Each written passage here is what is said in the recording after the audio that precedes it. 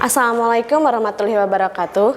Halo anak-anak, bagaimana kabar kalian hari ini? Semoga kita selalu diberikan kesehatan ya. Nah anak-anak, hari ini kita akan mempelajari tentang teks berita. Sebelum kita mulai pada materi, alangkah baiknya kita berdoa terlebih dahulu sesuai dengan agama dan kepercayaan kita masing-masing. Berdoa dimulai.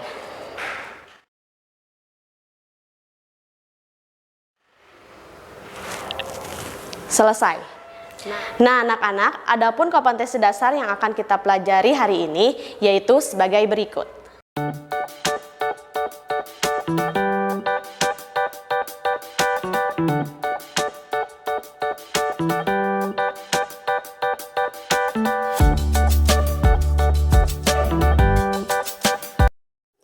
Kompetensi dasar yang akan kita pelajari yaitu 3.2, menelaah struktur dan kebahasaan teks berita yang didengar dan dibaca. 4.2, menyajikan data, informasi dalam bentuk berita secara lisan dan tulis dengan memperhatikan struktur, kebahasaan, atau aspek lisan. Dan tujuan pembelajarannya yaitu sebagai berikut. Tujuan pembelajaran, peserta didik dapat 1. Menentukan struktur teks berita. 2. Menentukan kaidah kebahasaan teks berita. 3. Menyampaikan teks berita secara tepat. Anak-anak, pasti kalian sebelumnya sudah sering melihat sebuah berita. Nah, untuk memastikan atau supaya kalian lebih mengetahui apa itu teks berita, marilah simak penjelasan berikut ini. Materi teks berita yang akan kita pelajari yaitu 1. Struktur teks berita. 2. Unsur-unsur teks berita. 3. Pola penulisan teks berita. 4. Teknik membacakan berita. 5. Langkah-langkah menulis berita. 6. Contoh teks berita. Struktur teks berita terbagi menjadi 3 bagian. Yang pertama, orientasi. Kedua, peristiwa. Ketiga, sumber berita. Orientasi berita berisi mengenai pembukaan dari suatu peristiwa yang diberitakan. Biasanya terdapat penjelasan singkat mengenai berita tersebut. Peristiwa berisikan mengenai jalannya kejadian dari awal sampai akhir yang didasari pada peristiwa yang terjadi dan dijelaskan berdasarkan fakta dari lapangan. Sumber berita berisi mengenai sumber didapatnya berita tersebut. Unsur-unsur teks berita. Yang pertama, penggunaan bahasa baku. Hal ini untuk menjembatani pemahaman banyak kalangan, bahasa standar lebih mudah dipahami oleh umum. Kedua, penggunaan kalimat langsung.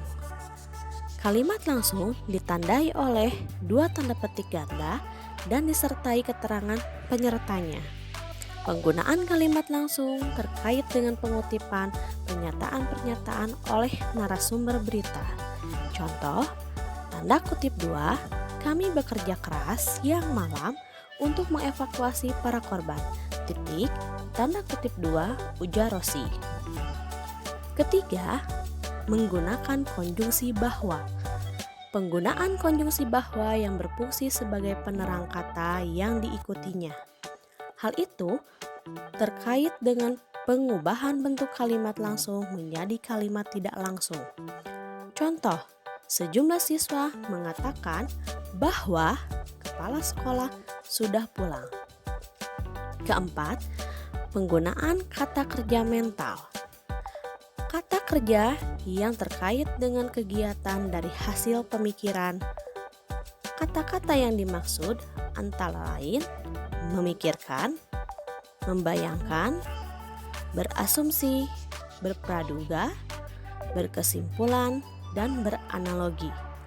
Contoh, Mereka memikirkan solusi untuk bisa keluar dari peristiwa-peristiwa yang memilukan itu.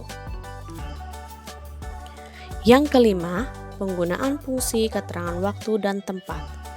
Keterangan waktu dan tempat sebagai konsekuensi dari perlunya kelengkapan suatu berita yang mencangkup unsur kapan dan di mana.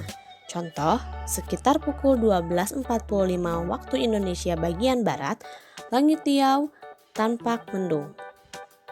Keenam, penggunaan konjungsi temporal. Kata sambung yang mengacu pada waktu seperti kemudian, sejak, setelah, awalnya, akhirnya. Hal ini terkait dengan pola penyajian berita yang umumnya mengikuti pola kronologis urutan waktu. Contoh, sekitar pukul 12.45 waktu Indonesia bagian Barat, Sabtu 15 Maret 2014, langit riau tampak mendung. Tak lama kemudian, hujan yang diharapkan semua masyarakat akhirnya pun turun. Hujan yang turun di siang bolong ini memang tidak terlalu deras. Pola penulisan berita yang disebut juga pola piramida terbalik terbagi atas 3 bagian. Yang pertama, kepala berita atau lead. Yang kedua, tubuh berita atau body. Yang ketiga, ekor berita. Kepala berita atau lead terdapat pada bagian paragraf pertama dalam teks berita. Yang kedua, tubuh berita atau body merupakan penjabaran atau penjelasan lebih lanjut mengenai apa yang dijabarkan dalam kepala berita. Yang ketiga, ekor berita. Ekor berita adalah bagian berita yang berisi informasi yang kurang penting. Teknik membaca berita terbagi menjadi 8 bagian. Yang pertama, penggunaan intonasi yang tepat. Kedua, perhatikan artikulasi. Ketiga, volume suara yang sesuai. Keempat, irama dalam membaca berita. Kelima, sikap tubuh yang tepat. Keenam, tatapan mata. Ketujuh, sesuai konteks. 8. Tetap tenang saat ada kesalahan teknis. Langkah-langkah menulis berita terbagi ke dalam 4 bagian. Yang pertama, menentukan topik. Kedua, mendatangi sumber berita. Ketiga, mencatat topik informasi. Keempat, mengembangkan pokok informasi yang utuh dari bagian penting sampai yang kurang penting. Yang pertama, menentukan topik. Tentukanlah topik apa yang akan kalian buat ke dalam sebuah teks berita. Yang kedua, datangilah narasumber yang akan kalian wawancarai sebagai sumber-sumber data atau pokok informasi yang akan kalian catat. Mencatat topik informasi bisa dibuat ke dalam sebuah bentuk pertanyaan wawancara. Kemudian, dari topik informasi yang sudah kalian catat, kalian kembangkan menjadi sebuah bagian-bagian penting sampai yang kurang penting ke dalam sebuah paragraf, sehingga menjadi sebuah teks berita. Contoh teks berita. Dapat kalian lihat berikut merupakan salah satu contoh teks berita dengan judul Temukan Pelanggaran KPU Poso Gelar Pemilihan Ulang. Berdasarkan contoh tersebut, contoh teks berita tersebut terbagi ke dalam 4 paragraf. Berdasarkan struktur teks beritanya, paragraf pertama termasuk ke dalam bagian orientasi berita. Paragraf kedua dan ketiga termasuk ke dalam bagian peristiwa. Paragraf keempat termasuk ke dalam sumber berita. Sedangkan berdasarkan pola penulisan teks berita atau disebut juga dengan pola piramida terbalik, bagian pertama disebut dengan judul, yaitu Temukan Pelanggaran KPU Poso Gelar Pemilihan Ulang. Paragraf pertama termasuk ke dalam bagian kepala berita atau lead. Paragraf kedua dan ketiga termasuk ke dalam bagian tubuh berita atau body. Paragraf keempat termasuk ke dalam bagian ekor berita. Bagaimana anak-anak? Apakah kalian sudah memahami apa itu teks berita? Oke anak-anak, sekian yang dapat Ibu sampaikan. Semoga apa yang Ibu sampaikan dapat bermanfaat bagi kalian.